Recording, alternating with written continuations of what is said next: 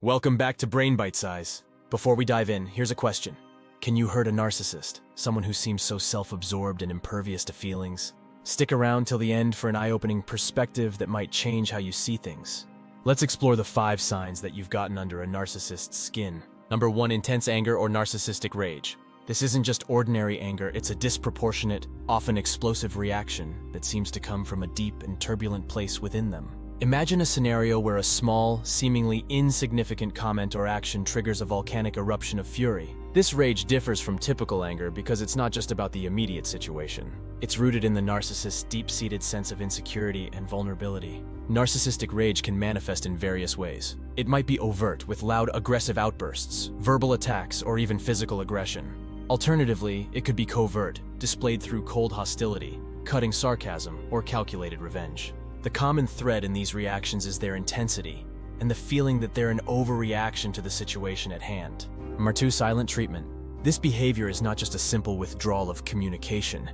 It's a calculated form of emotional manipulation. By refusing to speak, the narcissist creates an atmosphere of uncertainty and anxiety, compelling you to question your actions and their impact. It's a power play designed to assert control and dominance in the relationship. The silent treatment can be particularly damaging because it exploits our innate need for social connection and validation. When someone we care about suddenly cuts off communication, it triggers a sense of rejection and isolation, emotions that are deeply unsettling and distressing.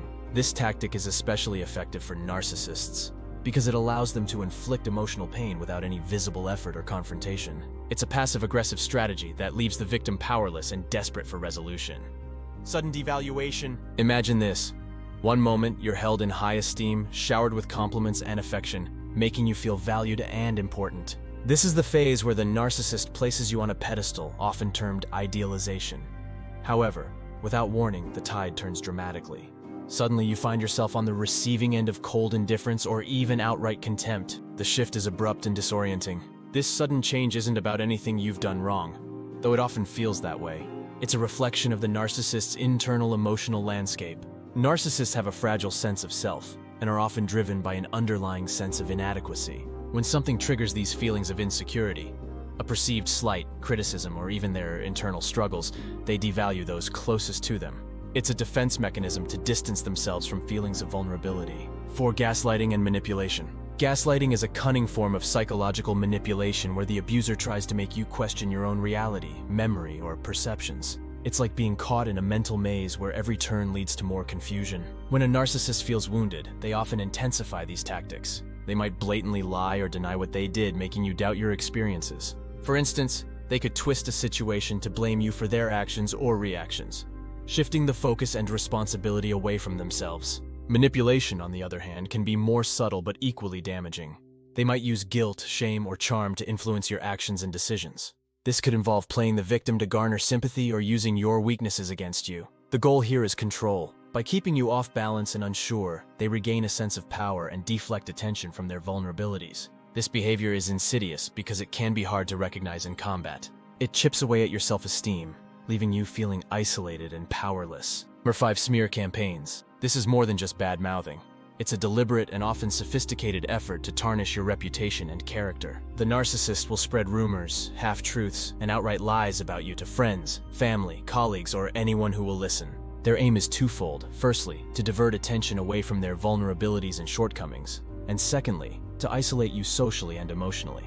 What makes smear campaigns particularly insidious is the narcissist's skill in manipulation. They often present themselves as the victim of your supposed actions, garnering sympathy and support from others. This can be incredibly disorienting and hurtful, as you see people you once trusted turn against you based on falsehoods. The narcissist's narrative can be so convincing that you may even start to question your reality and actions. So can you hurt a narcissist? Absolutely.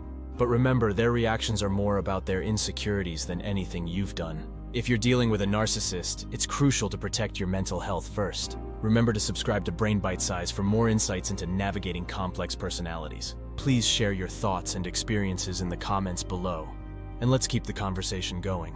Until next time, keep those brains sharp and bite-size.